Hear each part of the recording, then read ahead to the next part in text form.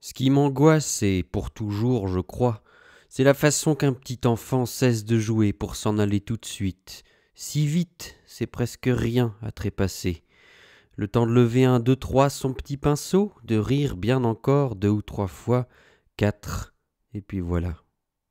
Cette façon de n'être entré dans nos ombres que pour y porter un petit peu de lumière, comme un papillon entre au soir au jardin et s'en va devant la nuit. 20 ans sont passés depuis, cependant bien des choses encore, des bien étranges et bien lourdes, et petit Peter qui est toujours là, pour un dixième, pour un petit soupir.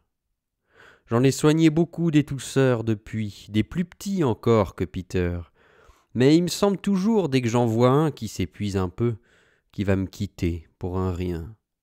Ces souvenirs qui rendent la médecine délicate.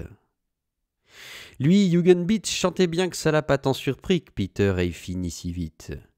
Mais quand même, ça lui faisait aussi de la peine. Il restait derrière ses lunettes à penser sans doute à son ordonnance. Je l'ai regardé de près, comment qu'il prenait la chose. Il cherchait à s'échapper du trop triste que ça lui faisait. J'ai compris dès le petit Peter qu'il y en avait trop pour lui de la douleur dans sa pratique. J'ai comme senti qu'il était pas taillé pour ça, qu'il avait qu'un petit buffet de gonzesse, au fond. Son genre d'humanité, c'était plutôt comme Borochrome, les progrès et la politique. C'est bon de parler de progrès.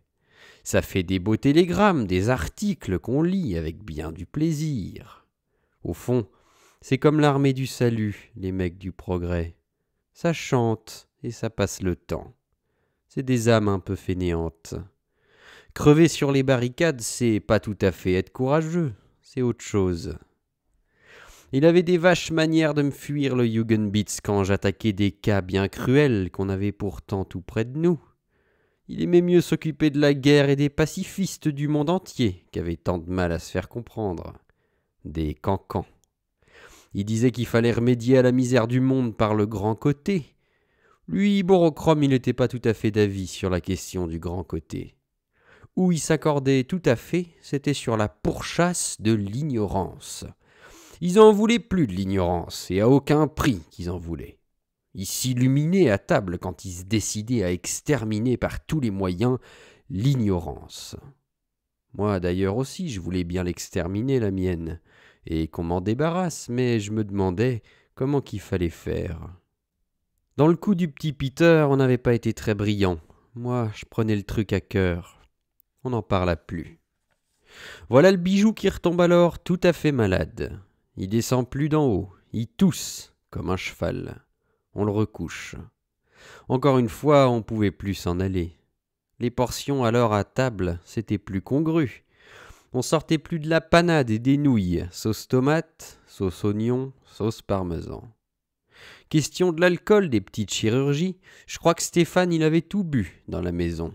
Du coup, il était bien irritable, et même il en rajoutait au sinistre.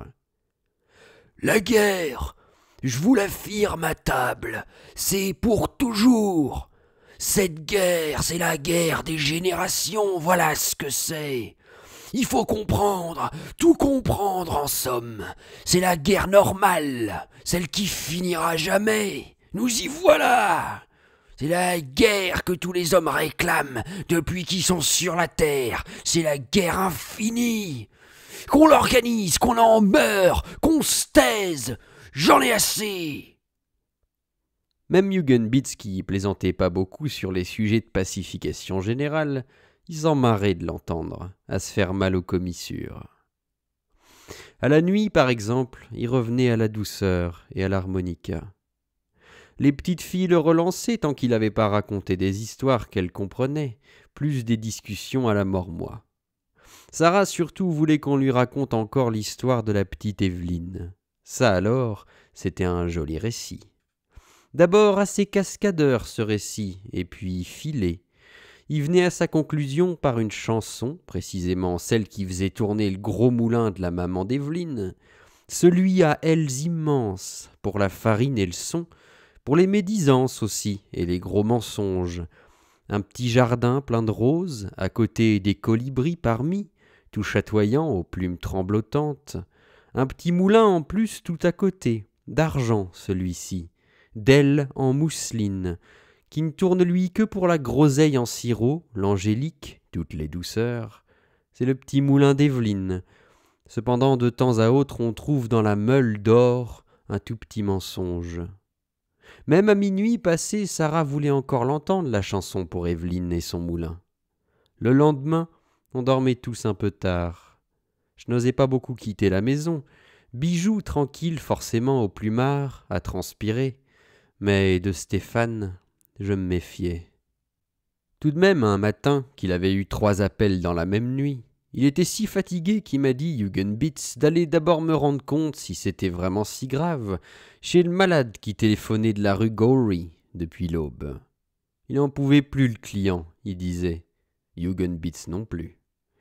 C'est vrai qu'il n'était pas costaud du tout, Hugenbitz, bien plus fragile encore que beaucoup de clients. Me voilà donc parti.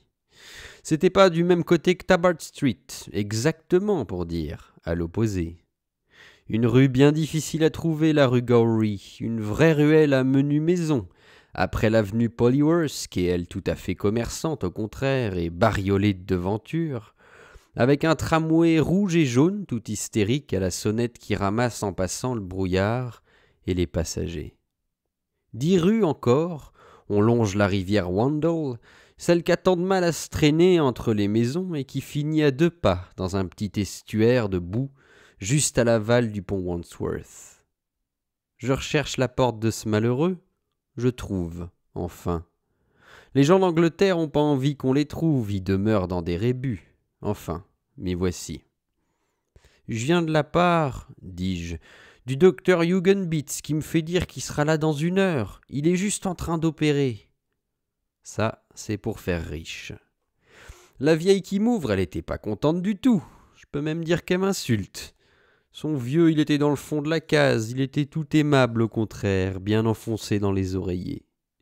Il avait comme une espèce de sourire qu'il quittait pas. Mais pour la mine, il était vilain alors, gris qu'il était, avec du rose à la place des yeux.